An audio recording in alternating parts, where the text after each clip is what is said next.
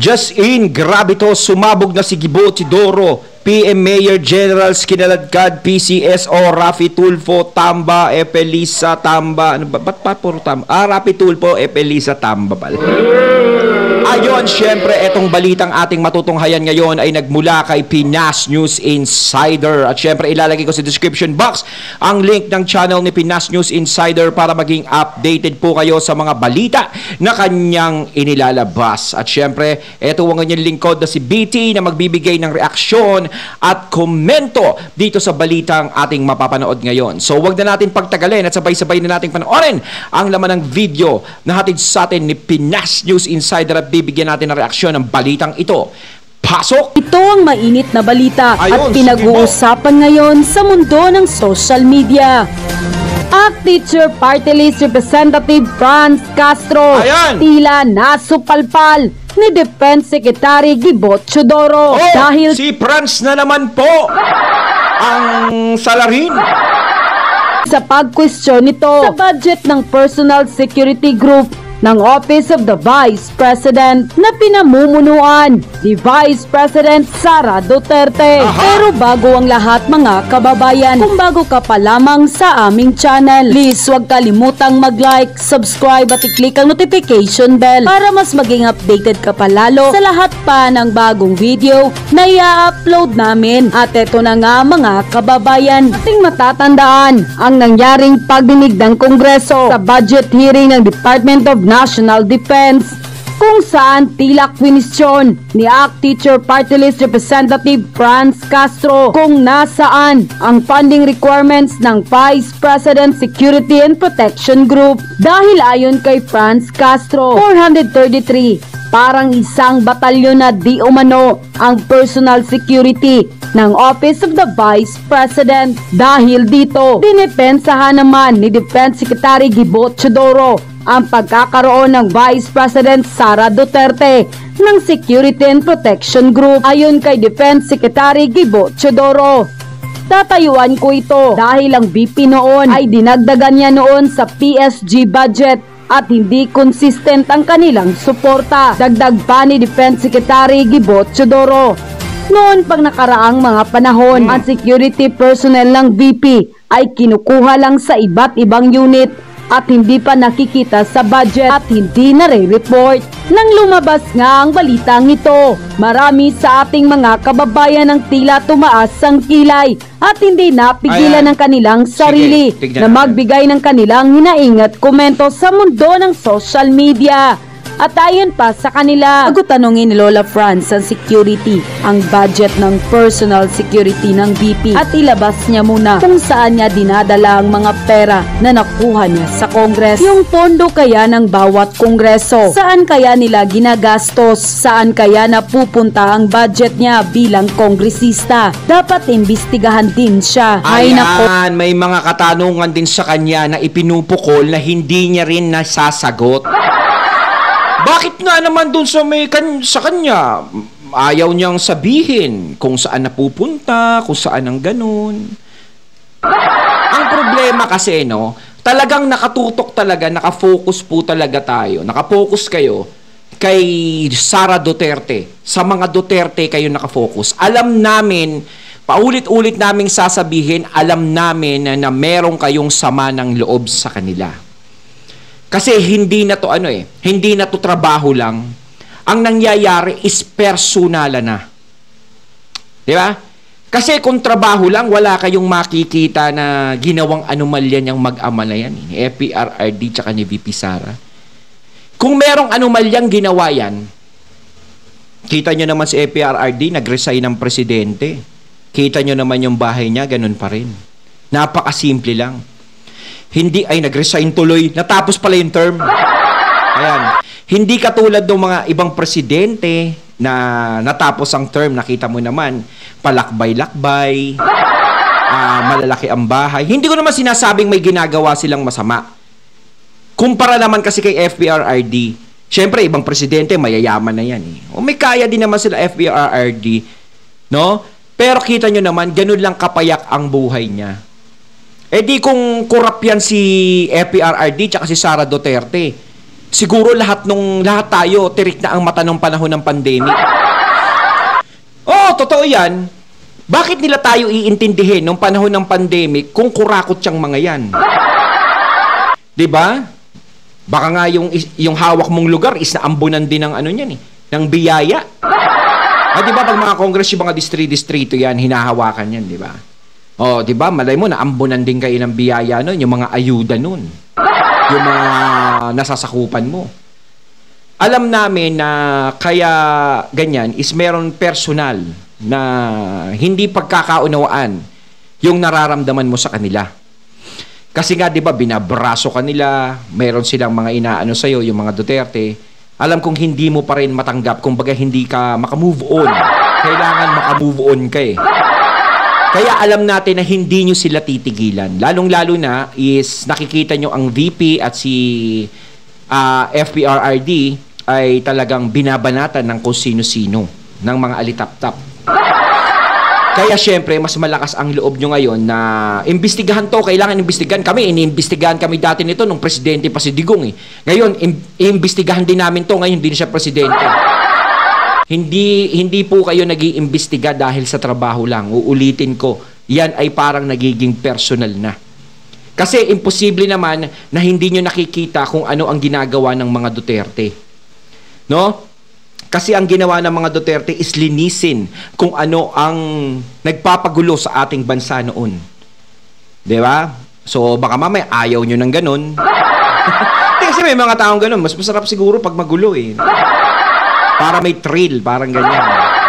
Si Digong, nililinis niya masyado, pinatatahimik eh. Ganon. Pero ang swerte nyo nga, no? Ang swerte nyo talaga. Alam nyo kung bakit? Hindi katulad ngayon. Kasi nung panahon ni Tatay Digong, malaya kayong magsalita o bumato sa kanya. Hindi kayo napapag-initan, hindi kayo nagaganyan, hindi kayo natatanggal, hindi kayo nasuspinde. Walang nangyayari. No, hindi kayo walang 'di ba? Walang nangyayari sa inyo. Nandiyan pa rin kayo dahil binibigyan kayo ni Tatay Digong ng karapatan magsalita. Malaya kayong magpahayag kung ano 'yung nararamdaman ninyo. Ngayon kung nagdadagdag man ng mga bodyguard si BP Sara, siguro naman, karapatan niya naman yun, no? Eh, syempre, Vice President yan. Lalong-lalo na ngayon, iba na sitwasyon. Oh, bakit ayaw niyo padagdagan ng bodyguard? Makamama. Joke lang. Oh, ang daming anay sa gobyerno. Dagdagan nyo pa. Tulungan na lang natin ang ating mahal na Pangulo at BC Inday Sara para sa mahal nating bayan. Puro kontra. Wala namang kayong ginawa. Mga pabigat kayo. Yun lang. Puro kontra. Sana naman po, meron kaming narinig sa inyo na magandang nagawa nyo sa bayan. Meron po ba? Kasi ang madalas lang po naming nakita is nasa kalsada kayo is nagwawala. Ibig sabihin na nagwawala, lagi kayo nagrarally, kasama sa mga rally, ganyan. 'Di ba? Kumbaga, meron na po ba tayong nagawa para sa taong bayan? May naitulong na po ba tayo para sa taong bayan? Ano po ba ang nagawa nyo higit sa mga nagawa ng mga Duterte para sa taong bayan? Kapag meron po kayong naipakita at napatunayan sa aming lahat, may posibilidad kami na maniwala sa lahat ng mga paratang nyo. Pero kung sakasakali na wala po kayong ipinapakita na katulad ng ginawa ng mga Duterte nung panahon na sila'y nanunungkulan pa, is hindi pa kami ganun kakumbinsido. Kasi kahit sabihin nyo sa kanila na corrupt yung mga Duterte na yan, mga walang yayan, ang daming kinurakot niyan. Sa tingin nyo po ba ganun kadali maniniwala ang mga Pilipino na sila po ay nangurakot nung panahon nila? Dahil ako pinambabala ko lang talaga is nung pandemic eh. Marami pa siyang ginawa. Yes, build, etc. Pero itong pandemic, ang pinakamalaking nagawa ni FPRRD. Napakaswerte ng ibang presidente dahil hindi sila nakasalubong ng ganong klaseng sitwasyon. Kay FPRRD talaga sumalubong yung ganong sitwasyon. Paano kung hindi siya ang presidente nun? Ano ang mangyayari sa ating lahat? Paano kung ikaw ang presidente nun? Ano kayang magagawa mo? Ay, di ba yung mga ayuda nga ayaw niyong payagan? Di ba? Ano po ang maaari niyong magawa para sa amin? Na nagawa ni Tatay Digong para sa aming lahat? 'Diba? Kapal, ibig sabihin, mas may kapangyarihan si Castro kaysa kay Vice President Sara Duterte. Pwede bang tanggalin na yan si Castro? Agad-agad please. Hindi ka nga namin na question, Castro, na makakaliwa kayo. Tax namin ginagamit nyo sa kalukuhan nyo. Dapat kinulong yan. Hindi naman yan para sa bansa, kundi sa kanilang pakikibaka. Akala mo kung makatanong itong si France tungkol sa budget, wagas. Papaano kaya ang budget mo din? Saan Ako hindi ko na kino-question yung pagiging ano niya, makakaliwa kung ano mang pinag-aano sa kanya. 'Di ba? Ang ano niya yan, bahala na ang batas diyan o bahala na ang ano diyan. Ako ang kino-question ko sa kanya is yung patuloy niyang pagsita sa mga Duterte. No? Alam natin, isa 'yon yung inaakusa sa kanya na yan sa makakaliwa. Dahil alam natin na mga Duterte galit doon sa mga ganon. No, kaya sinasabi nga ng iba na kaya puspusan na gumaganyan yan si France kasi ganto ganyan. 'Di ba? Kontra ang mga Duterte sa ginagawa nila. Pero talagang hindi po talaga kumbinsido ang mga tao sa kahit na anong gawin nyo, kahit anong sabihin nyo laban sa mga Duterte. No, hindi kumbinsido. Kasi hanggang ngayon is marami pa rin nagtitiwala sa kanila sa kabila ng nangyayari na problema sa mga Marcos at sa mga Duterte na nagkakaroon ng bangayan. Patuloy pa rin natin na nakikita yung mga supporters ng mga Duterte is nagiging matibay pa rin. Syempre nakikita din natin ng mga supporters ng Marcos na sumusuporta sa mga Marcos. Pero sa inyo po parang walang sumusuporta eh. Diba? Nakikipagbangayan kayo sa Duterte pero walang sumusuporta sa inyo. Nako naman. Punta, sa tagal mo na dyan. Swerte kayo, nagagasto nyo ang pera ng bayan ng ganoon lang. Walang resibo, certification lang. Parang wagas sa katalinuhan. Unga-unga naman kung mag-English, mag-Tagalog ka na lang kaysa utal-utal ka sa pag-English. Ang grabe dyan, si Romualdez. Kasi pinabayaan niyang ganyanin ang Vice Pres. Gamit na gamit ang makakaliwa. Sinakyan naman ng makakaliwa ang pagkakataon. Kasi kung tutuusin, nung panahon ng kampanya ng presidente at ng vice president, hanggang sa manalo sila, is tahimik yung mga yan. No, yung tahimik yung mga yan, yung mga kontra kay Duterte. Kasi iniisip nila na, syempre, magkaibigan to, hindi natin pwedeng sagasaan to. Ngayon, nung tumagal is yung nga kay Tambi is nagkaroon ng problema kay VP Sara, no, nagawa niya ng ganyan, problema, ganyan, nagkaroon sila ng alitan, is lumala hanggang sa mapunta ang problema sa mga Marcos. Ngayon, ang mga Duterte laging nababanatan, 'di ba? Laging inaano. So parang nagkaroon sila ng lakas ng loob na, hiwalay na yung dalawa. Kumbaga, madali na nating mapapabagsak. Hindi pa naman natin kumpirmado na magkahiwalay na yung dalawa, si BP Sara at si PBBM. Ibig sabihin yung magpartner talaga na magkaibigan. Hindi pa naman natin talagang kumpirmado. Kung kumpirmado na, paki-comment lang mga katunay, no?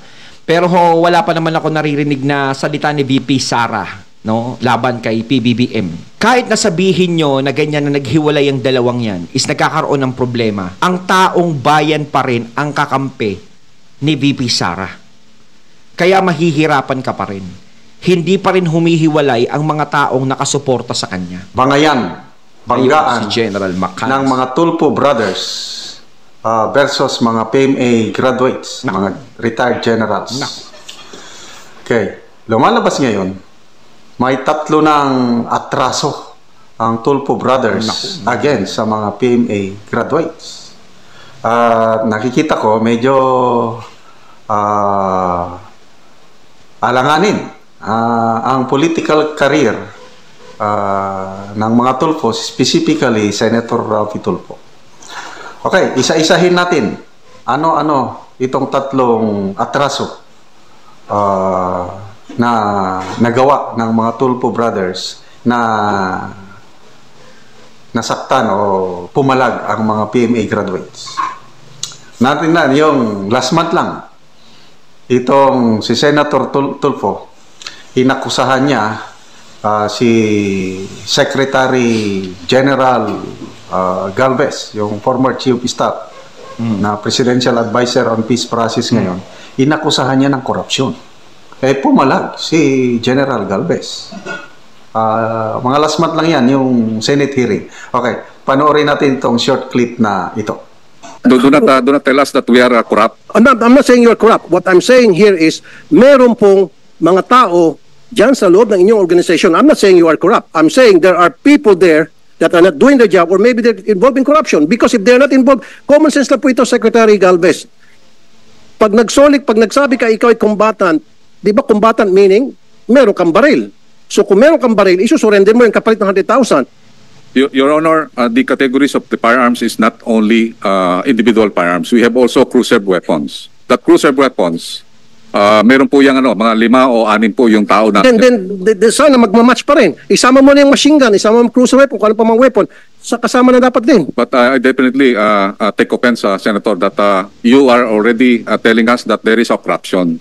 I believe that is not a correct accusation to us. Well, sir, I'm sorry. I'll stand by what I said. Meron pong corruption dito. Masaktan ka, I don't care. Parang nasa Rapid Tulfo in action lang. So, yun po, yung mga yan. At itong si General Galvez, taas ang credibility niya sa Armed Forces of the Philippines. Isa na ako sa humahanga sa kanya. Nakatrabaho ko sa Andalian. Nako, wala akong masabi. Talagang trabaho yan. Ayun kasi, ayan ang hirap kay Senator Raffy, no. Kapag mga ganyan is lahat nadadamay, lahat idadamay niya talaga eh. No? Wala siyang pinpoint kung sino talaga. Talagang lahat, kahit na matino is madadamay. 'Di ba gaya nga doon sa PAW, no, kay Attorney Acosta. Kaya nga sinasabi ni Attorney Acosta, sino 'yon? Pangalanan mo, ganito ganyan, sabihin mo sa amin para malaman namin. At saka parang kasi hindi naman 100% talaga na sigurado ka kung ano yung ibinibintang mo sa kanila eh. Kasi bago ka magbitaw muna talaga ng salita, dapat is inaalam mo muna talaga. Kasi malay mo, wala naman talagang kasalanan niyang mga yan. No, sinasabi nga ni General Macanas na mataas ang respeto niya, talagang hinahangaan niya yon. Si Galvez. Tapos ganyan. O malay natin is inosente sila Galvez, walang ginagawang ganun. 'Di ba? Is mapapahiya na naman si Senator Raffy. Napakaganda yung performance niya as AFP Chief of Staff. Lalo na nung Marawi Seeds. Isa siya sa considered Marawi hero dahil siya yung commander sa area, Western Command Chief sa nung Marawi Seeds. Kaya I can vouch on the character and integrity of General Galvez. Alam mo, pag ang samahan ng mga PMEers, pag inaatake ang isang kabaro nila, nako, ang lahat magsisimpatya, lalo na sa isang high caliber officer na katulad ni General Galvez. So, yan. Strike 1 ba yan? Strike 1. Ano yung 2? Strike 2. Ito yung mas nauna. Ito naman ang na-involve si Congressman Erwin Tulfo. Ang binangga naman niya, isa ring Marawi war hero. Si General Rolando Bautista na naging DSWD Secretary panahon ni PRRD. So, if I'm not mistaken, mga May of 2019, si Erwin Tulfo, may programa siya sa radyo, sa government station, I think yung sa Malacanang government station. Gusto niyang interviewin si Secretary Bautista tungkol sa mga ginagawa ng DSWD. Hindi na pagbigyan. Binakatan. Yun na nag-wild na si Erwin Tulfo at kung ano-anong salita na binitawan niya kontra kay General Bautista. Ito yung ginugol ko, nasa Inquirer na balita. Ito yung exact words ni Erwin Tulfo. Radio broadcaster pa siya noon. Sabi niya, sino ba tong buang na ito? Tinawag niya buang, yung Marawi war hero. Pasensya na. Maski tao ka ni Pangulong Duterte, lelekturan na kita. listen up and listen good. Yun. Ano pa? Meron pa eh. Tinatawagan ka namin para marinig ng kababayang mahihirap ang stand. Malay mo, kaya hindi niya sinasagot, busy siya nung mga panahon na yun. Kasi 'di ba, katulad nga nung isa yung gustong makausap ni Senator Raffy do sa programa niya sa Raffy Tulfo in Action, 'di ba? Is hindi siya napaunlakan. Yung ano ba, parang gusto siya idemanda ng babae kasi parang hindi ata natuloy yung kasal, gusto ituloy yung kasal. 'Di ba? Kawawa talaga yung sundalo ron. Kasi kita nyo naman, gusto niyang kausapin, tinatawagan niya, is nasa gitna ng labanan. 'Di ba, nasa gitna ng labanan tapos sinabihang duwag. Na tipo na, iiwan mo lang yung mga kasama mo, ganito tatakbo ka, kawawa naman sila. 'Di ba? Siyempre, madidistract pa lalo yung isip nun. Kasi sinabi naman sa kanya, kay Senator Raffy nga nun sa programa niya, na pinaliwanag sa kanya ng sundalo na yon, yung inaakusahan ng babae doon sa programa ng Raffy Tulfo in Action. Sabi nung sundalo na yon, is nasa gitna siya ng laban. Tapos bigla siya sinabihan nasa ganyan ka pala, mamaya tumakbo ka. 'Di ba? Kasi masisira yung strategy niya sa pakikipaglaban. Kumbaga, dadagdag gulo pa sa isip niya. Sana sinabi nilang, ganun ba? O sige, sa susunod na lang natin to pag-usapan. Ganito kapag wala ka na dyan. Pwede naman pong kasing pag-usapan yun eh. No? Kasi sundalo yun eh. May ginagawa silang mission. O ang nangyari tuloy, syempre, ayan, na-disgrasya yung sundalong gusto niyang kausapin. Na-disgrasya, isa siya sa nawala ng buhay nung panahon na yon. Dahil sa pakikipaglaban yun. Ibig sabihin, kapag ikaw ay nawalan ka ng buhay, isa ka sa mga tinamaan noon, ay nakipaglaban ka, hindi ka natakot. 'Di ba? Kumbaga, nahusgahan agad siya. 'Di ba? Yun ang hirap yung manghuhusga ka agad nang hindi mo alam ang tunay na dahilan. Dapat inaalam mo muna. At saka syempre, nakadagdag pa yun sa isipin nung sundalo na yun. Kaya malamang, nakikipaglaban siya tapos meron pa siyang isipin na ganun, is talagang madidisgrasya talaga siya. Ang mahirap, hindi yung sasabihan niyo kami na sumulat muna kayo 5 days before. Sino ka bang punyeta ka na kailangan ko pang sumulat sa iyo? Nako. Sagutin mo yung telepono mo dahil secretary ka ng DSWD. Parang parang siga sila. Gustong marinig ng mga kababayan natin anong nagagawa mo para sa kanila. Tinawag niyang buang, tinawag niyang punyeta, ang isang DSWD secretary, at the same time, Marawi war hero. So, ito, ang daming nag-react na hindi lang mga PMAers, mga sundalo at kapulisan, kasi ganyan kami, yung mga kabaro. Pag inaatake ng kabaro, masasaktan ka. Ako, nasaktan din ako nito. Kasi, hindi ko nakasama sa trabaho si General Bautista. Kailang yung pamangkin ko, naging may tauhan niya. Sabi niya, napakabait na opisyal yan. Uncle, sabi ng pamangkin ko.